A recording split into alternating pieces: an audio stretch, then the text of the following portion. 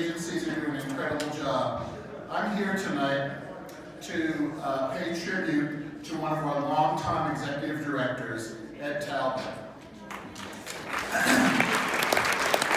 Ed has had a distinguished 45-year career as the executive director of the Arvada Housing Authority, as well as the manager of housing and preservation and resources for the city of Arvada. Ed's passion and dedication to serving others has manifested in a career-long commitment to provide quality, affordable housing to low-income Arvada residents. The result of his work can be seen in the volume of affordable housing communities throughout Arvada. Ed began his career in the city of Arvada in 1975. I know it's before a lot of you were born.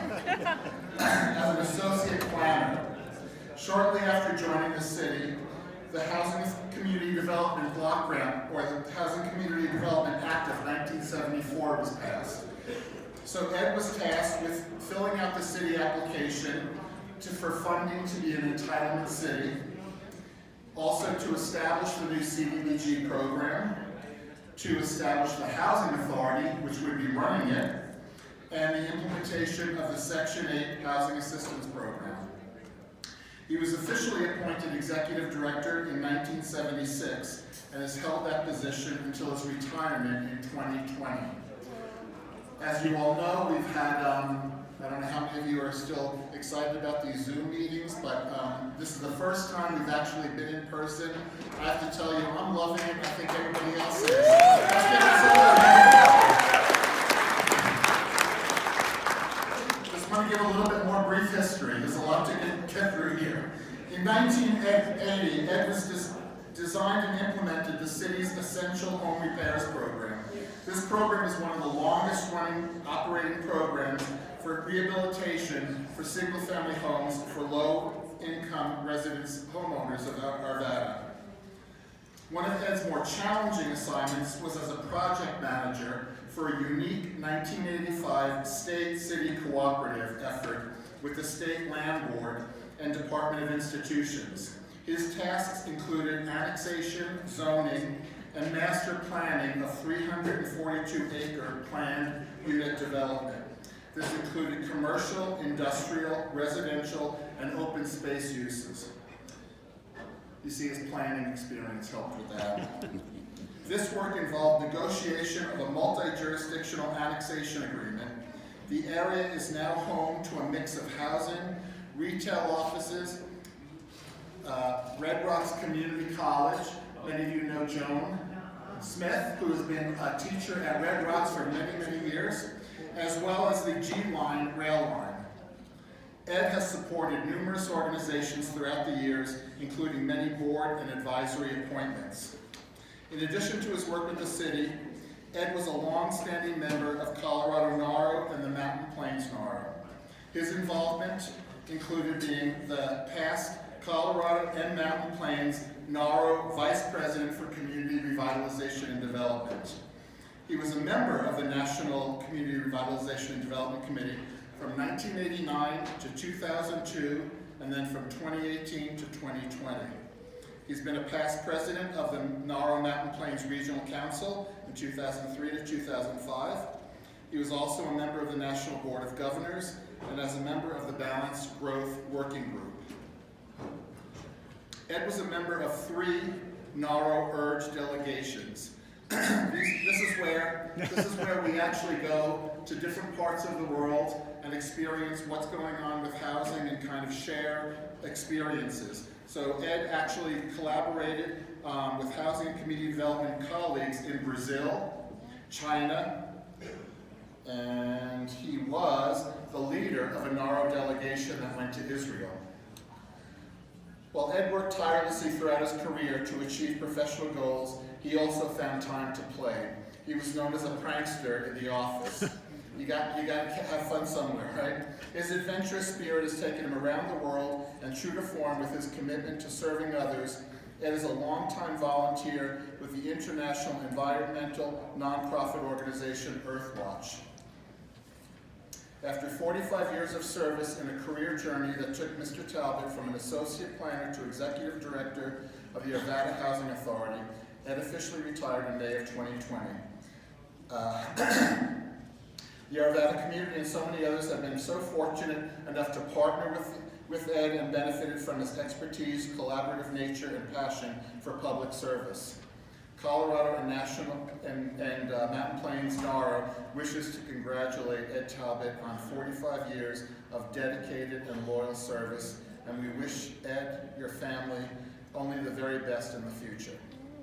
I'm going to be turning it over to one of my friends and colleagues and one of Ed's very good friends. I have to tell you, over all the years, I think it was just always Sherry and Ed dancing and doing, what's that when you have the music playing? Karaoke, that's it. Anyway, one thing that I have to say that I've been always impressed with Ed. Ed was an environmentalist, an advocate, before it became popular. He was doing this 30 years ago, when only people were not even thinking about it. I can remember him going to the hotel staff wherever we went and saying, why don't you have a recycling? We need to be recycling. We shouldn't be we shouldn't be throwing everything in the trash. While some of us were vacationing in Mexico on the beach, Ed volunteered to go in a lookout tower in the forest to watch for forest fires. Or he went to, where was it, the sea turtles? Where was that, Ed? Oh, a number of places. Honduras. You were in Honduras. Oh, yeah, Iceland. Nicaragua. Anyway, over the years, Ed has just dedicated himself for volunteer work in environmental causes for a long time. And Sherry is going to actually highlight some of those activities from Ed. Thank you. I finally got the microphone.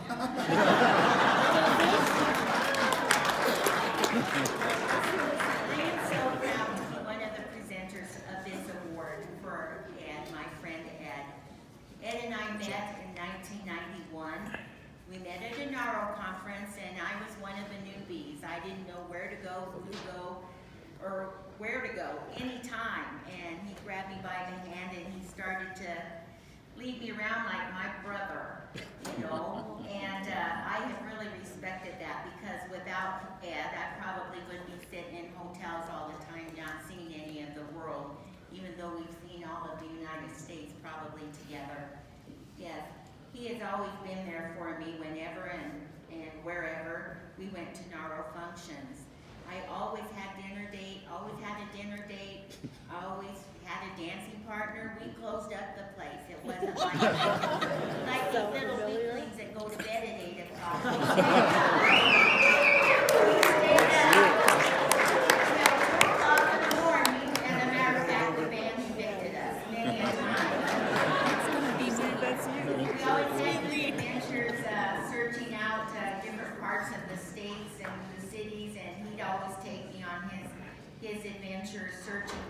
And he was always able to answer my questions. I learned so much from Ed because I was a houser and I worked with rental property. And that's basically what I did. I was specialized pretty much in that. I was an executive director for 43 years and I just knew housing. But then I kept coming to the NAHRO conferences and learning more about CDBG and all that sort of stuff. So he would answer questions. I'd ask him over and over again, what's CDBG? What's global warming? What's climate change? What's Davis-Bacon? What's Section 3? And all his favorite type of programs. And he wasn't afraid to get out there and ask HUD, what about this? And this impacts our community and impacts us. He wasn't afraid. You could always count on anybody have any questions, Ed's hand always went up. And he asked the most difficult questions that we would not ask ourselves. So he has definitely been a great partner. Some people thought we were girlfriend and boyfriend, but we were like boyfriend. We were more like brothers and sisters. And he took care of me. And all of NAHRO family knew that. It was always Ed and I. And they couldn't keep up with us, could they, Ed? We Not at all. all night. They could not keep up with us. The best thing I can say now is I'm proud to call Ed my friend. I'm so happy with that, and I love you, Ed. So, yes.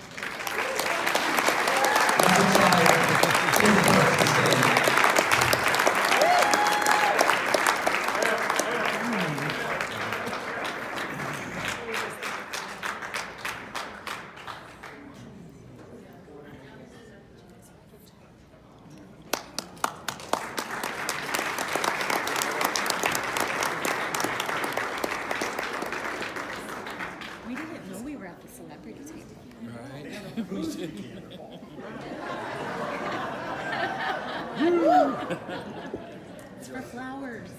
Well, you shouldn't have asked me that. What can I say? Oh, crap! Who paid you guys to say all that? Well, I can't run on, so I'll try to avoid doing that. I did have the opportunity when I retired. The city was nice enough to interview me for a piece on Channel 8. Wanted to know about, what I've done, where I came from, this sort of thing. And at one point, the guy asked, the public information officer, and he said, "Ed, if you had to wrap all this up, 45 years later, what would you say?" He said, "I think I can think of a word. And I think it's a word that you'll identify with as well. And I think I'm really glad to have had the opportunity and provided the ability to enable." Think about it. What do? We enable so much in our communities by our work, by our dedication, by our caring that we bring to our jobs. And for me, I can kind of see like 3 levels with it. It's that level of working with community leaders to try to take their vision for the community, bring the resources and the programs to hopefully make it real. Second is to enable my staff and my division. I've been blessed with some great employees. They're the ones that really make us work and get us to where we want to be. And I've been really proud to enable them to the best of my ability to try to strive to get to where they could go by providing resources, hopefully some guidance, maybe some leadership to get them there. But also to have their back, because there's times when they need that. And something we all recognize is to recognize them and to enable them to have some fun. How much work do you guys put into all this? Your staff, yourselves, commitment to your families, friends to support you, to enable them to have some fun at work, to make it a place that you want to come to. And perhaps most important of all, to enable the people we serve to find decent, affordable, quality housing and a place to live. And when they're there, hopefully provide them with a route, with the opportunity so they can move up to a better place in their life, so they can get someplace better than maybe where they're at. Enable. Then I ask, what about me? Who enabled me? Business community, nonprofits, other government agencies, lenders, my division, the people I work with in the city. All of them, with their partnerships, their guidance, what they did for me in providing support, enabled me to try to do the best job I could for the last 40+ years. Enable. We pull away from the word, from all this talk. Think about it. We enable change. We enable people to get to a better place. It's a great call that we have. I've been proud to do it, and I'm proud